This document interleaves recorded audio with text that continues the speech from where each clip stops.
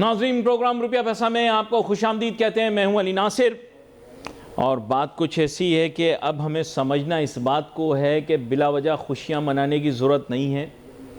मशरिक़ वुस्ता के हालात ख़राब होंगे, हमारे बिरादर मुसलमान ममालिक के अगर हालात ख़राब होंगे तो असरात पाकिस्तान पर भी मुरतब होंगे। कोई ये नहीं कह सकता कि पाकिस्तान पर जो है वो हालात का असर नहीं होगा। जो ये कहता है गलत कहता है, जो ये सोचता है गलत सोचता है। हमें इस चीज़ को समझना पड़ेगा कि ये कितना अहमियत तलब मसला है, कितना परेशान कुन मामला ये हो सकता है। क्योंकि बात कुछ ऐसी है कि मैंने सोशल मीडिया के ऊपर देखा कि लोग जनाबे वाला ये लिख रहे हैं, देखो दुबई के हालात ख़राब हो गए, फ़लानी जगह के हालात ख़राब हो गए, अब देखो भाई, देखो देखो क्या हो रहा है।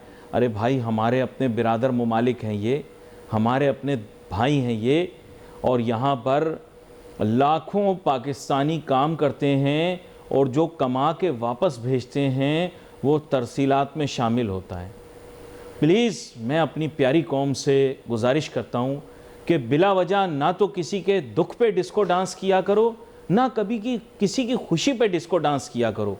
क्योंकि बेगाने की शादी पे अब्दुल्ला दीवाना होके नाच नाच के अपनी चप्पल तोड़ दे तो भी समझ नहीं आता, और अगर किसी की शादी टूट जाए तो बेशर्मों की तरह उसके ऊपर खुशियाँ मनाना ये भी मुनासिब नहीं।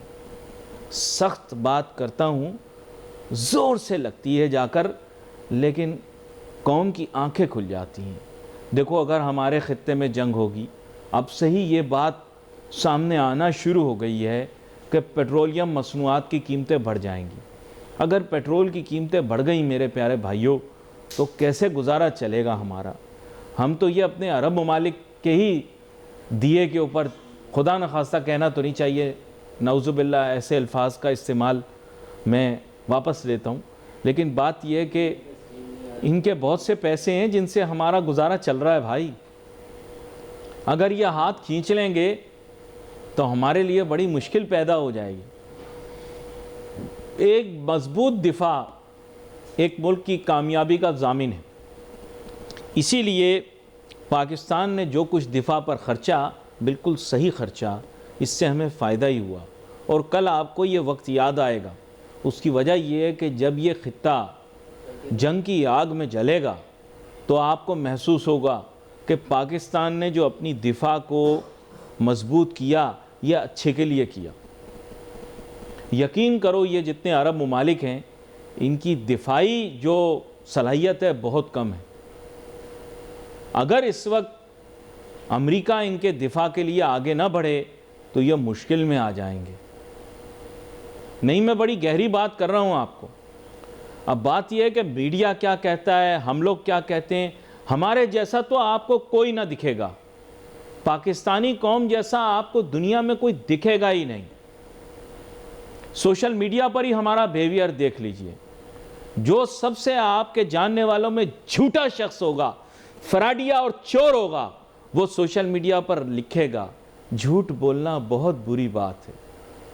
ये बात है सही कि नहीं है?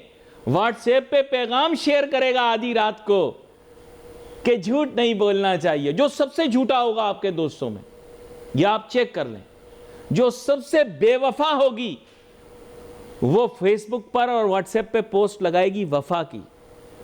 जो सबसे बेवफा होगी वो वफा के ऊपर अशार लिखेगी।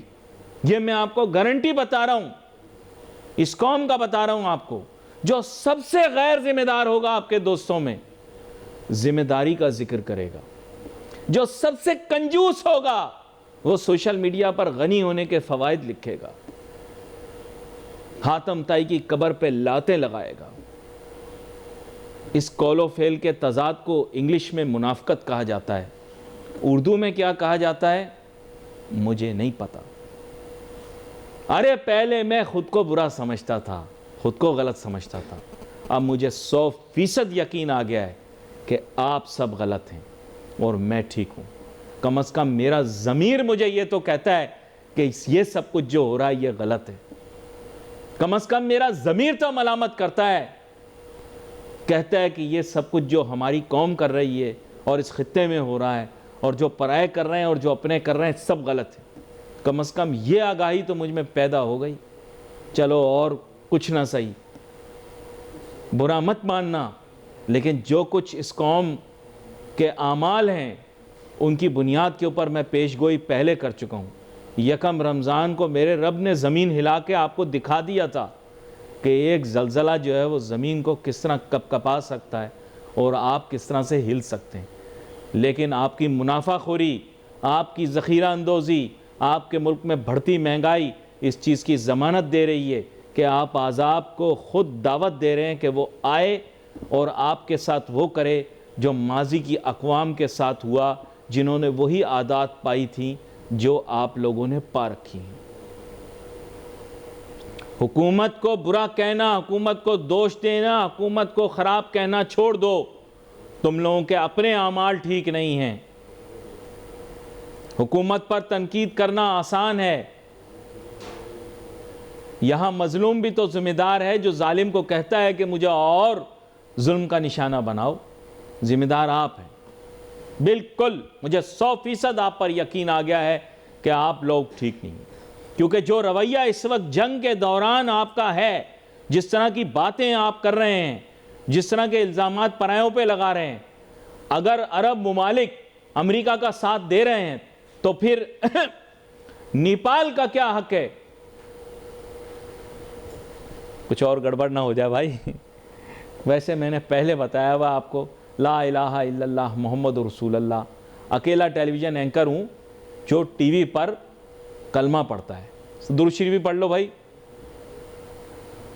तो बात यह है कि आपको मैं बता दूं कि ये पढ़ने के बाद फिर गलत नहीं बोल सकता। अभी अफवाहें गर्म हैं कि पेट्रोल की कीमत बढ़ जाएगी। आप बताइए, पेट्रोल की कीमत बढ़ जाएगी तो महंगाई का बोझ कौन बर्दाश्त करेगा? अरे सेब केले बेचने वाले कह रहे हैं कि ईरान में जंग हो गई, हमने महंगा कर दिया। अरे यार कुछ तो शर्म करो। फिर कहते हैं हमें क्यों कहते हो ये वाली बातें। इस तरह तो मेरा मंजन बिक रहा है इतने सालों से, वरना बिजनेस के शो के दौरान तो लोग सो जाते हैं, खर्राटे लेते हैं। लेकिन यकीन करो, मेरा मंजन इस्तेमाल करोगे, मजा ना आए पैसे वापस,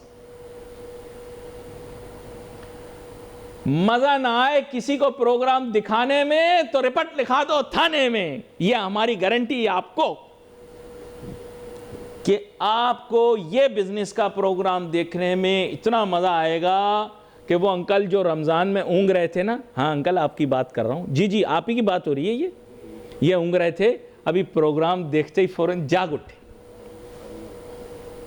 मैं अकेला पाकिस्तान का टेलीविजन एंकर हूं, कभी कभी अपनी तारीफ भी कर लेनी चाहिए टाइम पास के लिए। अकेला पाकिस्तानी एंकर हूं जो ईरान में भी देखा जाता हूं, अकेला पाकिस्तानी टेलीविजन एंकर हूं जो हिंदुस्तान में भी बाकायदा तौर पे देखा जाता हूं। पूरी दुनिया के अंदर आप मैं जो हूं ना, मेरे फैंस हैं पाकिस्तान के अलावा। अच्छा, इससे ला ताल्लुक एक आपको वाकया सुनाता हूं, क्योंकि भाई सच तो ज़्यादा बोल नहीं सकते, बोला तो हुकूमत दुश्मन हो जाएगी हमारी, क्योंकि ज़्यादा सच बोले तो बंदा फंस जाता है। नहीं भाई देखो, अब तारीफ़ें तो हम करने से रहे। एक हफ्ता पहले हमारे यहाँ पानी ख़त्म हो गया। बोले आपके घर भी हुई थी तकलीफ पानी की? हमारे यहाँ पानी ख़त्म हो गया। यकीन करो मुझे परेशानी हो गई कि अब कैसे गुजारा होगा। ठीक है, वुज़ू तक का पानी नहीं था, एक वक्त ऐसा आने वाला था। अल्लाह का करम है, कहीं ना कहीं से अरेंजमेंट हो गई। लेकिन अब इस सूरत हाल में मैं तारीफ़ तो नहीं कर सकता। बिजली का बिल सर्दियों के अंदर मेरा इतना ज़्यादा आया है जितना गर्मियों में आता है। तब आप मुझे बताएं, मैं खुश हूँ, डिस्को डांस करूँ यहाँ पर, अंजुमन की तरह नाचना शुरू कर दूँ जैसे अंजुमन फिल्मों में नाचा करती थी कि मेरा बिजली का बिल इतना ज़्यादा आया। तो यार तारीफ़ तो अब मुझसे होती नहीं, मुँह थक गए बिला वजह चापलूसी करते करते। गुना बे लज्जत अब मैं और ले नहीं सकता ना, नहीं कर सकता बिला वजह। तो हमसे नहीं करवाओ फालतू की तारीफ़ें, यूँ हो गया वो हो गया। अच्छा, हमसे कहते हैं चापलूसियाँ करो, तारीफ़ें करो, मईशत बहुत अच्छी हो गई, खुद आके बयान दे देते हैं पाकिस्तान में गुर्बत जो है उसकी सतह बढ़ गई है। देखो यार तमाशा, हमसे बोल रहे हैं सुबह शाम बोलो तरसीलात बढ़ गई, एक्सपोर्ट बढ़ गई, ये बढ़ गया वो बढ़ गया। खुद आगे टीवी के ऊपर ऐलान कर रहे हैं कि हर सूबे के अंदर जो है वो गुर्बत की सतह जो है बढ़ गई, लोग गुर्बत की लकीर से नीचे चले गए। तो भाईजान फिर हमसे ना करवाओ ये गंदे काम। फिर या तो फिर आप हमें इजाज़त दो कि हम सच बोलें, हम भी सच बोलें, आप भी सच बोलें, आओ सच बोलें। नहीं, खुदा की कसम मैं आपको बोल रहा हूँ कि ये आप सच बोलना शुरू करें, अल्लाह ताला आपके काम में बरकत डालेगा। इतने झूठे लोग हैं यहाँ के, मैं आपको बोल रहा हूँ। हम लोग झूठ बोलते हैं, इतना ज़्यादा झूठ बोलते हैं कि हमें लगता है कि झूठ बोलने से चीज़ें बदल जाएंगी। झूठ बोलने से चीज़ें नहीं बदलेंगी। ये जंग किस चीज़ का नतीजा है जो हमारे खित्ते में हुई है? सब झूठ का परिंदा था, सब खुल के सामने आ गया। हमारा मीडिया ये रिपोर्टें दे रहा है कि ईरान जीत गया, अमेरिका का मीडिया और इसराइल का मीडिया ये रिपोर्टें दे रहा है कि अमेरिका जीत गया, इसराइल जीत गया। और मर कौन रहे? मासूम लोग। कौन मासूम लोग? मशरिक़ वस्ता के मासूम लोग, हमारे मुसलमान भाई, अक्सरियत। फ़लस्तीन में भी आपका यही उल्टा घोंसला था, हमास जीत गई, हमास जीत गई। आज हमास ने यहां हमला कर दिया, बेड़ा गर्क कर दिया इजराइल ने आकर पूरे इलाके का। और आप हम लोग यहां मीडिया के ऊपर ये बोलते रहे कि साहब हमास जीत रहा, हमास जीत रहा। एक एक बंदे को चुन चुन के मार दिया उन्होंने। हम बोलते रहे जीत रहा, जीत रहा, जीत रहा, जीत रहा। मईशत तबाह बर्बाद हो गई पूरे खित्ते की। यकीन करो ये टेक्निकल लड़ रहे हैं, ये मईशत को मारेंगे, ये मईशत पर खेल रहे हैं। आपको पता ही नहीं, ये जंग शुरू भी मईशत के लिए हुई है और ये ख़त्म भी मईशत पर ही होगी। ये देख लेना, मेरी बात लिख लो। तेल की कीमतें ये बढ़ाएंगे, तेल की कीमत बढ़ाकर अपना मुफाद निकालेंगे और यहाँ पर मईशतें इस खित्ते की तबाह हो जाएंगी। अरब वाले तेल की पैदावार कर रहे हैं, उनके तेल के पैदावार के जो ज़राए हैं उन पे हमले होंगे। ये तो बेबस हो जाएंगे ना, फिर ये रिफाइनरियों पे हमले करेंगे, तेल बरदार जहाज़ों को तबाह करेंगे, मुसलमान का गिरेबान पकड़ेगा। बड़ी खुशी की बात है, बड़ी खुशी की बात है, खुशियां मनाओ इस बात पे। बहरीन के भाई हमारे भाई हैं, वहां पर सारे मसलक के लोग बसते हैं भाई। आप लोगों को नहीं पता, आप लोगों को नहीं पता इन चीज़ों का।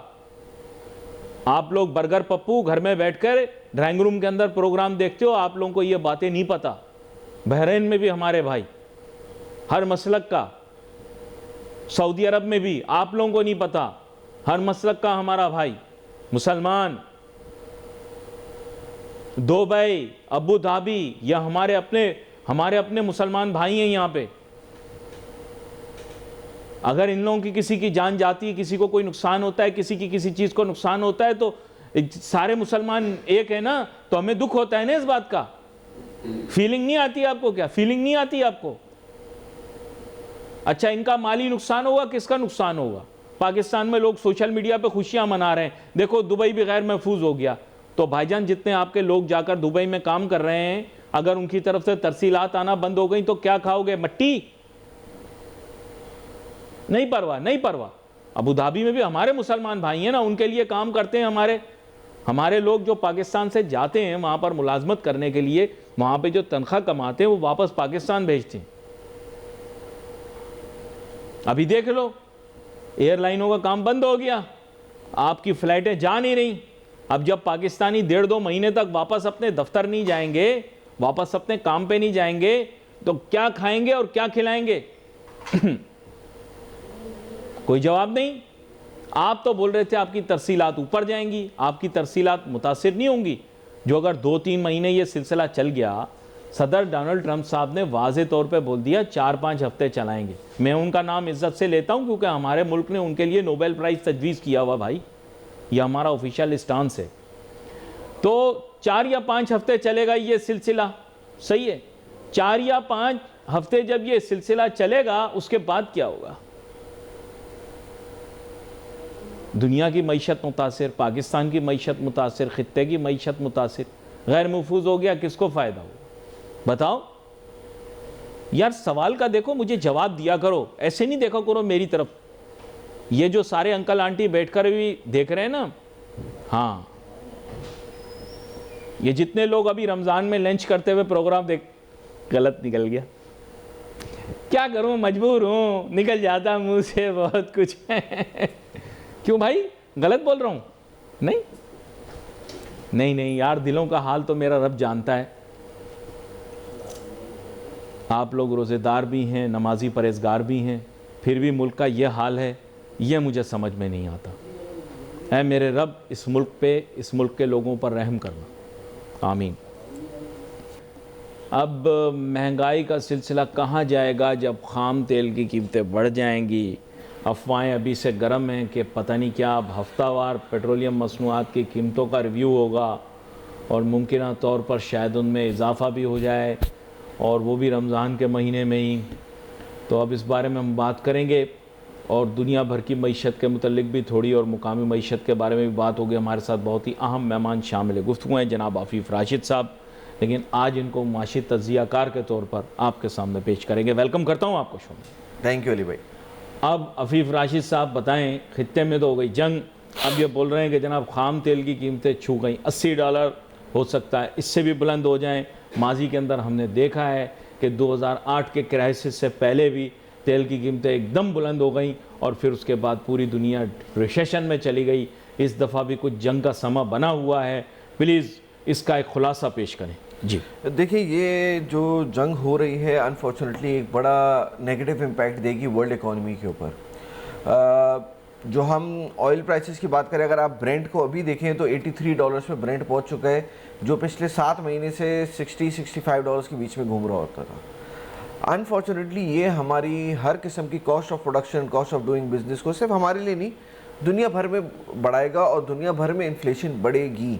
जो दुनिया भर के मुल्क इस वक्त इन्फ्लेशन पे कंट्रोल पाने की कोशिश कर रहे हैं, जिन्होंने कोशिश कर कामयाब भी हो गए हैं, बट अगेन अब उनको प्रॉब्लम होगी बिकॉज ऑयल प्राइसेस अभी for the foreseeable future until this war officially ends ये प्राइसेस रुकेंगे नहीं, ये बढ़ती रहेंगी। बड़ी अहम बात की आप, बड़ी अहम बात। इसका मेन रीज़न अगर मैं इसका बोलूँ तो जो मिडल ईस्ट से ऑयल आता है जी, वो स्ट्रेट ऑफ हॉर्मोज ब्लॉक होने की वजह से वो सारा ऑयल रुक गया है जी, और this will directly impact the middle eastern countries. Straight of Hormuz से जो लॉजिस्टिक्स चलती हैं, जो वेसल्स चलती हैं, जीसीसी कंट्रीज आर 90% उनका फूड डिपेंडेंट है ऑन स्ट्रेट ऑफ हॉर्मोज। अगर ये बंद हो जाता है उनके पास 90% उनका फूड की शॉर्टेज आएगी, बिकॉज सारी ट्रेड यहाँ से हो रही होती है, जबल अली से लेके, कतर से लेके, बहरीन, कुवैत। जब तक ये स्ट्रेट ऑफ हॉर्मोज नहीं खुलेगा, आपके जबल अली पे, आपके कतर के पोर्ट्स के ऊपर, आपके बहरीन के पोर्ट्स पे और कुवैत के पोर्ट्स पे कोई वेसल नहीं जा सकता। यहाँ तक कि आपका जो दमाम का पोर्ट है तो उनके ऊपर भी वेसल्स नहीं जा सकते। तो it is very damaging and a very serious concern for middle eastern countries which are one of the world's wealthiest countries, और वो wealthy बने because of their oil, और suddenly अब उनको ऑयल एक्सपोर्ट नहीं हो सकता, तो अब दुनिया भर में शॉर्टेज आएगी, चाइना में शॉर्टेज आएगी। China is heavily dependent on oil from Iran, from middle eastern countries. तो ओवरऑल आप देखेंगे कि इसका बहुत बड़ा इम्पैक्ट आएगा। यूएस इटसेल्फ जो उसकी टोटल कंजम्पशन है उसका एक सर्टेन परसेंटेज है वो मिडिल ईस्टर्न कंट्रीज से लेता है, तो हर इकोनॉमी पे इम्पैक्ट आएगा इसका, इंक्लूडिंग यूरोप। अच्छा, यहाँ पर मुझे एक चीज़ आप बताइए। देखें, ईरान ने हमला किया सऊदी अरब की ऑयल रिफाइनरी पर, तो सऊदी अरब ने वहाँ पर काम बंद कर दिया। उसके अलावा एलएनजी के मामले पर जब यहाँ से ईरान ने मिसाइल दागे तो कतर ने भी बंद कर दी। तो मेन एम ये है कि इन्होंने एक तरह से कंप्लायंस की स्ट्रेटजी यूज़ की कि भाई ईरान के साथ ताल्लुकात ख़राब ना हो, जो उनका डिज़ायर्ड आउटकम है वो बग़ैर कोई मेजर डैमेज के उनको मिल जाए। यानी अगर ईरान ये चाह रहा है कि ख़ित्ते से तेल की सप्लाई बंद हो जाए, और इसमें अगर वो किसी तनसीबात के ऊपर हमला करता है तो इस वक्त ना सऊदी पंगा लेना चाह रहे हैं, ना कतरी पंगा लेना चाह रहे हैं, ना कोई और उनसे पंगा लेना चाह रहा है। वो सिंपली ये कह रहे हैं कि भाई ठीक है, आपका जो डिज़ायर्ड आउटकम है वो आपको मिल जाए। एयरपोर्ट के ऊपर भी आपको पता है बड़े पैमाने का हमला नहीं था, लेकिन कभी कोई तस्वर भी नहीं कर सकता था दुबई में कि ऐसा होगा। ये टर्मिनल थ्री वही है नाजरीन, जहाँ पर ज़्यादातर पाकिस्तान से गई हुई फ़्लाइटें पहुँचती हैं। ये टर्मिनल 3 दुबई से उतना ही दूर है जितना कराची दूर है। अगर आप टर्मिनल 3 से बाहर निकलने की कोशिश करें तो आपको ऐसे ही लगेगा कि आप पैदल ही दुबई चल के आ गए।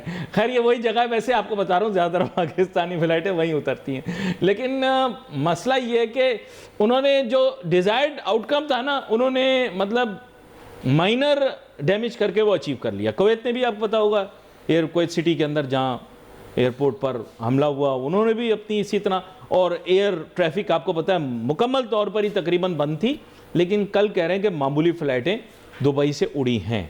अब वो they must be under some kind of agreement, but they are doing it. देखिए कुछ फ्लाइटें उड़ी हैं, कुछ इमरजेंसी फ्लाइट्स उनको करनी थी, जो लोग बहुत ज़्यादा फंसे हुए थे, जाहिर सी बात है उनको निकालना था। फिर इसी तरह बहुत सारी जो आपकी कॉन्सुलेट्स होती हैं, जो डिफरेंट कॉन्सुलेट्स होंगी यूएई में, उनका प्रेशर होगा टुवर्ड्स यूएई गवर्नमेंट कि भाई आप हमारे सिटीजन्स को जल्द से जल्द बाहर करें। तो इट्स अंडरस्टैंडेबल कि थोड़े बहुत हुए, लेकिन आप इमेजिन करें the amount of disruption it has made for the airline industries all around the world, not only in this region. देखिए Qatar, Etihad, Emirates, world top 3 airlines in international routings, मतलब ये टॉप 5 में, top 10 में हमेशा रहते हैं। और ये लीडर्स हैं, बाकी भी एयरलाइंस हैं लेकिन ये लीडर्स हैं। ये लीडर्स हैं and they have extensive networks. जी, कोई 150 जगहों पे फ्लाई कर रहा है, कोई 250 जगहों पे फ्लाई कर रहा है। Keeping that in mind, 100% almost मेरे ख्याल से सैटरडे मॉर्निंग से ये स्टार्ट हुआ था, हम थर्सडे पे बैठे हुए, कल एक हफ्ता पूरा हो जाएगा और इन एयरलाइंस ने अनाउंस किया हुआ है कि जी फ्राइडे मॉर्निंग 9 बजे हम we will reassess and we'll see if we have the permission to fly और नॉट। तो इमेजिन कि 1 वीक तक उनका रेवेन्यू लॉस कितना होगा। Their economies are highly dependent on their airlines. आज दुबई हो गया या यूएई हो गया, उसका main source of income oil तो नहीं है ना, उसका मेन सोर्स ऑफ इनकम तो दुबई वो है ट्रैवल एंड टूरिज्म, जी, foreign direct investment and tourism and the people their airline brings in. बिल्कुल सही फरमा रहे हैं। अब जब वो लोग आएंगे ही नहीं, वो टूरिज्म नहीं होगा, तो their economies are in serious trouble right now. जी जी, और बल्कि उनकी इकोनॉमी के लिए richest of the rich of the world जो हैं ये प्राइमरी फीड करते हैं उनकी इकोनॉमी को, बिल्कुल जो मेरा ख्याल है, क्योंकि प्रीमियम प्रोडक्ट्स और लग्जरी प्रोडक्ट्स की सबसे बड़ी जो मार्केट है वो दुबई है इस वक्त दुबई है। बिल्कुल ऐसे। देखिए दुनिया में कहीं पे भी जंग होती थी, हमने देखा कि मिडिल ईस्टर्न कंट्रीज़ को बड़ा फ़ायदा होता था, क्योंकि लोग अपना पैसा ला के पार करते थे in Middle Eastern countries because they were secure. Taxation उनकी नहीं होती थी, टैक्सेशन ना होने के बराबर है मिडिल ईस्टर्न कंट्रीज़ में। And it's a safe and secure area जहाँ आपकी वेल्थ भी सिक्योर है, आपके राइट्स भी सिक्योर हैं, आपकी लाइफ भी सिक्योर है, आपको पता है इक्वालिटी है, सब कुछ है।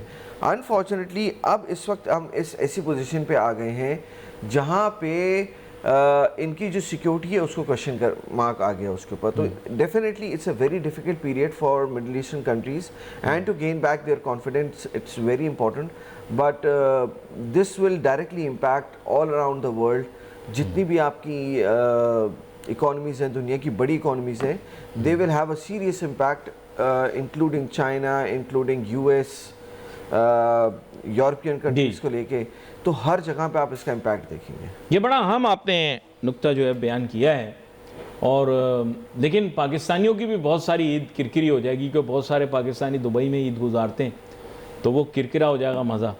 ये एक है, बहुत सारे लोग चांद रात को चले जाते हैं कराची से, इस्लामाबाद से, लाहौर से फ्लाई कर जाते हैं, पेशावर से, और जितनी भी जगह, अब तो सियालकोट से भी फ्लाई कर जाते हैं। तो वो इस साल नहीं हो पाएगा, क्योंकि देखें ना सारा मज़ा किरकिरा हो गया सारा। देखें दुबई मॉल में लोगों ने शॉपिंग करनी थी, कुछ लोगों ने जाकर तस्वीरें बनानी थी, सब ख़राब हो गया। खैर एनीवे, अच्छा दूसरी बात मैंने आपसे पूछनी थी कि भाई ये बहुत सारी रेमिटेंस आती है वहाँ से। मैंने सुना है कि अगर ये बहुत सारे वर्कर्स जो हैं वो आउटसाइड ऑफ दुबई थे या अबू धाबी थे या और कंट्रीज़ थे, बहुत सारे ऐसे कि जो इन वेटिंग थे जिन्होंने वहाँ पहुँचना है, और they are crowding airports throughout Asia, in fact particularly Asia, क्योंकि यहाँ से लेबर जाती है। तो अब ये 1 महीने की भी अगर तरसील जो है डिले हो जाती है, तो you know the impact on Pakistan economy, the impact on Sri Lanka's economy, the impact on Bangladesh economy, even impact on India's economy, जबकि वो इतने रिलायंट नहीं हैं लेकिन फिर भी हैं। तो ये रेमिटेंस का प्रॉब्लम क्रिएट हो जाएगा 1 महीने तक। ये देखिए इमीडिएटली मेरा नहीं ख्याल कि रेमिटेंस बहुत ज़्यादा कम होगी। ये middle eastern countries they are so rich कि इनको इम्पैक्ट तो आएगा, but they have muscles to recover very soon. जी जी। एंड अगर आप हमारे देखें कि सबसे ज़्यादा जो हमारे वर्कर्स जाते हैं वो सऊदी अरब जाते हैं जी, यूएई जाते हैं, उसके बाद कतर और कुवैत और बहरीन, बाकी सबका नंबर आता है, but the major number is Saudi Arab and UAE. अगर आप देखें तो अभी भी मैं काफ़ी वीडियोस देख रहा था कि दुबई के अंदर लाइफ इज़ नॉर्मल, ऑब्वियसली वहाँ पे इशूज़ जी जी। जो ये हमारा तबका जाता है, जो लेबर क्लास हमारी जाती है, उनको इससे इम्पैक्ट नहीं है। वो तो बेचारे मेहनत करने जी जी, वो अभी भी लाइनों में लगे हुए हैं, अभी भी अपने काम पे जा रहे हैं। मैं अभी आ रहा था, लोग वीज़ों की लाइन में अभी भी लगे हुए थे। जिससे मुझे एहसास हुआ कि हमारा मुल्क कितना ज़्यादा नाकाम रहा है इन पिछले सालों के अंदर लोगों के लिए मुलाजमतों के मौके पैदा कर। पूरा रोड आपको पता है ब्लॉक होता है। तो अनफॉर्चुनेटली बट लोगों को एक वहाँ पे जो हमारे आवाम काम कर रही है उनको इमीडिएटली इतना इम्पैक्ट नहीं आएगा। हाँ, लॉन्ग रन में अगर ये इम्पैक्ट लंबा चलता रहा, अगर ये जंग लंबी चलती रही और दुबई के अंदर फॉरेन डायरेक्ट इन्वेस्टमेंट आना कम हो गई तो ये फिर जाके इम्पैक्ट करेगा। But looking at Saudi Arab, the size of the economy और जितना उनके पास रिलीजियस टूरिज्म है, जितना उनके पास ऑयल है, they will definitely recover back. अच्छा, एक दरख्वास्त मैंने करनी थी वज़ीर आज़म पाकिस्तान से, वज़ीर आला सिंध से, कि जो ये ममालिक जहाँ पर पाकिस्तानी बहुत जाते हैं मशरिक़ वस्ता में, चाहे वो UAE हो, सऊदी अरेबिया हो, इनके कौंसलेट्स जो हैं किसी खुली जगह पर आप इनको जगह और मज़ीद फराहम करें डिफेंस में, क्लिफ्टन में, क्योंकि सड़कों के ऊपर जो है ना वो अब रश शुरू हो गया। सऊदी की वजह से तो नहीं होता, वो तो खाली एक सीज़न के अंदर कभी होता है, लेकिन मेरी गुजारिश होगी उनसे कि इनको और ज़्यादा खुशादा, बड़ी और अच्छी जगह दी जाए और शहर के बीच में दी जाए, अच्छे सेंट्रल लोकेशन के ऊपर दी जाए जहाँ सड़कों के ऊपर रश ना हो। और सड़क के ऊपर क्योंकि ओवरफ्लो होकर लेबरर्स सड़क के ऊपर आ जाते हैं और उसके अलावा और भी बहुत सारे प्रॉब्लम्स, इश्यूज़ क्रिएट होते हैं। तो मेरी गुजारिश है ये कि ये इस मामले में सोचें। बड़े अहम नुक्ते के ऊपर बात हो रही थी। ब्रेक पे जाने से पहले बड़ी मज़ेदार किस्म की गुफ्तगू हमारी रही, उसमें हमने मुख्तलिफ एस्पेक्ट से इस इकनॉमिक चैलेंज और इशू की जानिब देखा। अब मसला ये है कि फ़िलहाल मैंने आपको देखें कहा था, ये बात कही थी बड़ी क्लियर, मुझे आज भी याद है। मैंने आपको कहा था मशरिक़ वस्ता के हालात ख़राब हो गए 7 अक्टूबर 2023 को। उसके बाद फिर देखें 100 अरब डॉलर हमारे पास तकरीबन आने थे वहाँ से SIFC के नए प्रोग्राम के तहत। कोशिश के बावजूद वो इसलिए ना आ सके क्योंकि इन अरब ममालिक से जब हमने पूछा तो इन्होंने कहा कि हमारे ख़ित्ते के हालात बहुत ख़राब हैं, पैसों का आना इस वक्त मुश्किल है। तो हफीज़ साहब, बात ये भी है कि आपको पता है कि हमारी इनसे एक्सपेक्टेड इन्वेस्टमेंट थी $100 बिलियन।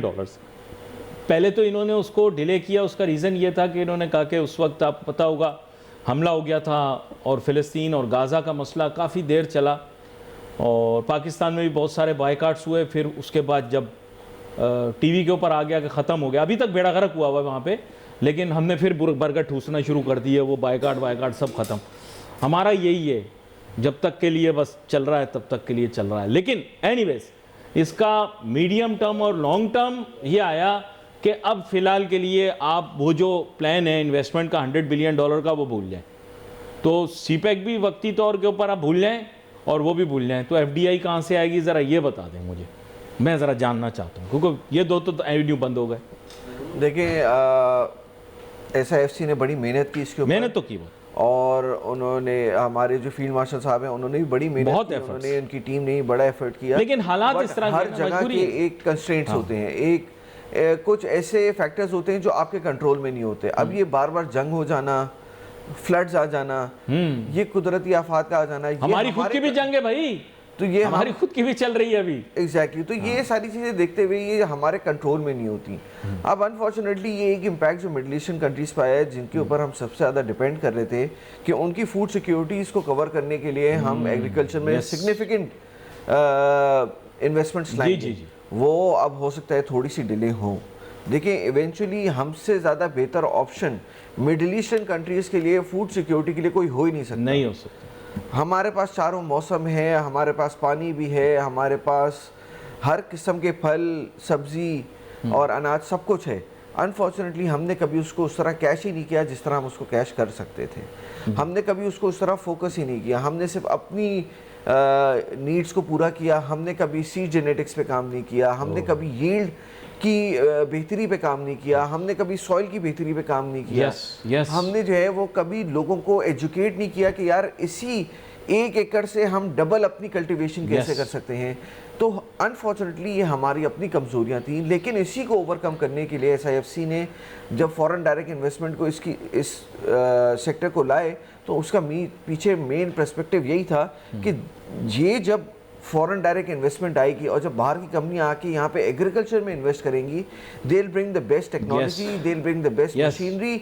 यील्ड को कैसे बढ़ाना है, कम से कम पानी में से ज़्यादा ग्रोथ कैसे करनी है, कम से कम लैंड में ज़्यादा ग्रोथ कैसे करनी है, वर्टिकल फार्मिंग करनी है, ग्रीन हाउस फार्मिंग करनी है, ये सारी चीज़ें देखते हुए, और काफ़ी इसके अंदर पाकिस्तान में पोटेंशियल है काम करने का।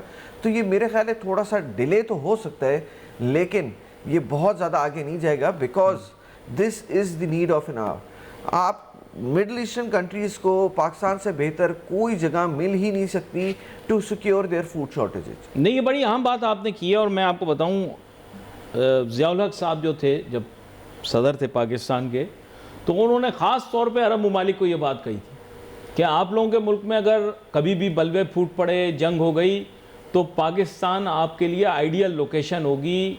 तब शेखों ने बहुत सारे घर बनाए डिफेंस में, तो लेकिन ये है कि फिर उसके बाद ये लोग भूल भाल गए, पुरान हो गया मामला, क्योंकि उस ज़माने में आपको पता होगा ईरान इराक की जंग भी चल रही थी, और फिर उसके बाद इराक ने भी हमला कर दिया था कुवैत के ऊपर। तो लेकिन ये कि मैं आज भी अरब ममालिक को ये कहूँगा, जैसे पाकिस्तानी जाके दुबई में इन्वेस्ट कर रहे हैं, मैं तमाम अरब ममालिक को कहूँगा कि अरब ममालिक के लोग भी पाकिस्तान में इन्वेस्ट करें, पाकिस्तान के हाउसिंग सेक्टर में इन्वेस्ट करें। We are a very good avenue and opportunity, and never put all your eggs in one basket. ये मैं कहता हूँ, देखें, पता नहीं, मेरा ऐसा ख्याल है। और पाकिस्तान के हाउसिंग सेक्टर में आए भी थे ये लोग मुशर्रफ के दौर में, लेकिन फिर हमने थोड़ा, पाकिस्तानियों ने थोड़ा मिस हैंडल किया था मामले को, वरना ये लोग कराची को दुबई बनाना चाहते थे, और ये बिल्कुल दुबई मरीना के तर्ज के ऊपर एक यहाँ पर इन्होंने बनाया था। नाम नहीं ले रहा प्रोजेक्ट का, वरना उसकी सेल्स बढ़ जाएंगी। तो लेकिन ये नहीं, सेल्स तो उनकी वैसे ही बढ़ गई हैं, कोई मसला नहीं। पाकिस्तानी जो भी हाउसिंग प्रोजेक्ट होता है भागते हैं उसके पीछे, फिर उसके बाद जब वो नहीं चलता फिर वापस आ जाते हैं। खैर एनीवे, हमारे तो सभी दोस्त हैं यार, किसी से बिगाड़ के नहीं चलना। पता लगे वो बोले भाई, वो रफ़ीफ़ साहब आते हैं प्रोग्राम पे तो लोग वो देखते भी हैं, उनके दोस्त भी देखते हैं, फिर वो बोलेंगे आए ये बात कर दी। नहीं, लेकिन मैं वैसे आपको बता रहा हूँ कि पाकिस्तान में आपने बिल्कुल सही कहा, this is the ideal place to invest for middle eastern investors. I think they made a mistake by exiting Pakistan. ये बहुत गलत आपने मिस्टेक किया, आपको चाहिए यू शुड रिटर्न, क्योंकि फाइनेंशियल सेक्टर में आपको पता होगा इन्होंने बहुत डाइवर्सिटीचर किया, और इसके अलावा ये लोग आए थे पाकिस्तान में, बिग टाइम आए थे टेलीकॉम के अंदर, वहाँ पर भी इन्होंने बहुत ज़्यादा डाइवर्सिटीचर किया। इनको करना नहीं चाहिए था, because Pakistan is very attractive market. भाई आपको 25 करोड़ लोग कहाँ मिलेंगे? तो ये एक आपने बहुत अच्छी बात की। अच्छा, यहाँ पर मैं आपको एक और तरफ लाना चाहूँगा हाफिज़ साहब। अब मसला ये है कि ये जंग तो हो गई, अब ये तो अब आपने भी बता दिया कि भाई ये कुछ देर तो ये सिलसिला चलेगा। अब प्रॉब्लम ये नहीं है कि how and when, for how long, ये प्रॉब्लम है कितने अरसे तक ये सस्टेन हो सकता है। क्योंकि सदर डोनाल्ड ट्रंप साहब कहते हैं 5 हफ्ते, ईरान कहता है as long as it takes, लेकिन फिर ट्रंप साहब उसके साथ ऐड भी करते हैं कि as long as we can, हमारे पास बहुत है, हम चला सकते हैं इसको। तो आई थिंक कि कोई ऐसा होना चाहिए पाकिस्तान जैसा मुल्क जो सामने आकर कहे कि भाई अब बस अमन। क्या कहते हैं आप? देखिए, नेगोशिएशंस तो पहले भी इनकी हुई, और वो एक हमें लग रहा था कि एक सेटलमेंट हो गया, बट अनफॉर्चुनेटली बैक एंड पे क्या होता है वो हमें तो नहीं पता। तो क्या चीज़, क्या डील नहीं क्रैक हो पाई, और अनफॉर्चुनेटली एक जंग के माहौल में आ गए। तो अब देखिए, हमारी तो दुआ है कि जल्द से जल्द ये ख़त्म हो, जल्द से जल्द जो है वो दोबारा एक पीस रीस्टोर हो। नहीं, लेकिन अपना एस्टीमेट बताएं कितना अरसा चलेगी ये, इससे पहले कि ये लोग वो बोल रहे हैं, ईरान बोलता है नेगोशिएटिंग टेबल पे नहीं बैठूंगा, अमेरिका बोलता है आके बैठो। ये प्रॉब्लम है, दोनों एग्री नहीं है इस बात। ईरान भी आके नेगोशिएशन टेबल पे बैठेगा, उनको भी मुल्क चलना है, उनके भी लोग हैं, उनको भी खाना पीना है, वो सिर्फ लड़ाई करके जिंदा नहीं रह सकते। ये अफगानिस्तान जैसी जो एक कल्चर है जहाँ पे fighting is in their nature, जहाँ पे जंग उनके एक कल्चर का हिस्सा है, वो ईरान में नहीं है। इनकी बिल्कुल एक अलग है, और इसी कल्चर की वजह से अमेरिका इनसे जीत नहीं पाएगा, और इसी वजह से ये इतनी लंबी वॉर नहीं चलेगी जितना आपने अफगानिस्तान में देखा था कि अमेरिका 20 साल तक यहाँ पे रहा। This will not be the case. ये चंद दिनों की बात है, इंशाल्लाह। दुनिया के काफ़ी ममालिक, ओमान ने भी स्टार्ट किया है फॉर कि हम साथ में बैठ के निगोशिएट करके इसको ख़त्म करें। हम दूसरी तरफ बैठ के पाकिस्तान भी डेफिनेटली इसके अंदर कोई ना कोई हाथ अपना बढ़ाएगा आगे, और इंशाल्लाह मुझे उम्मीद है कि जल्द से जल्द ये ख़त्म हो। लेकिन आपने आगाज़ में बताया कि अगर ऑयल की सप्लाई चेन टूट जाती है इतने लंबे अरसे तक तो अरब कंट्रीज़ भी सस्टेन नहीं कर पाएंगे।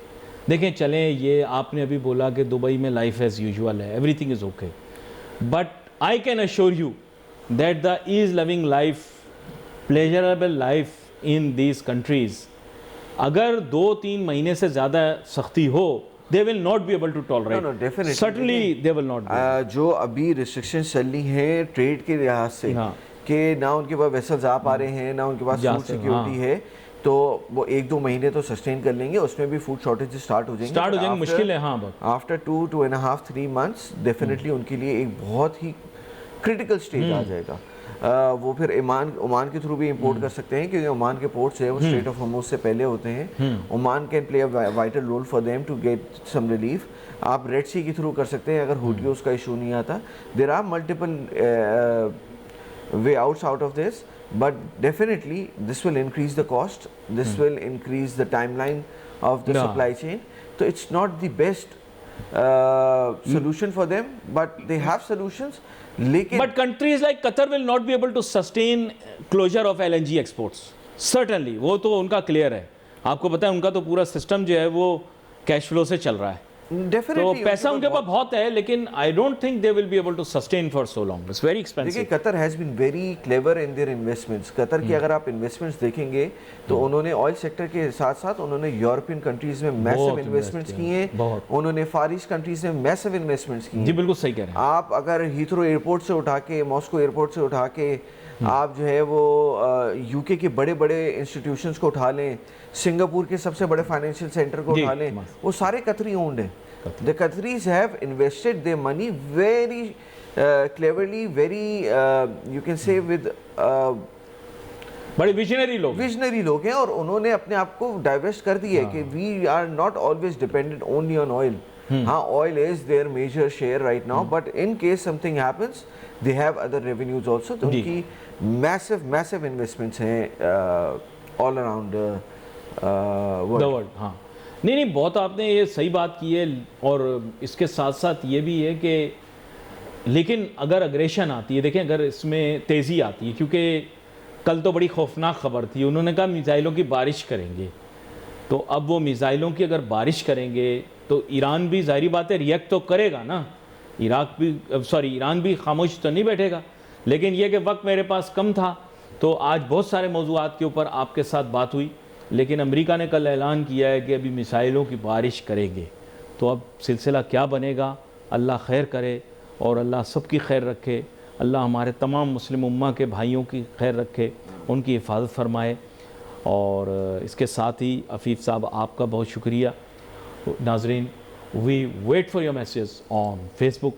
अली नासिर हमारी टीम को इजाज़त दीजिए। अल्लाह हाफ़िज़।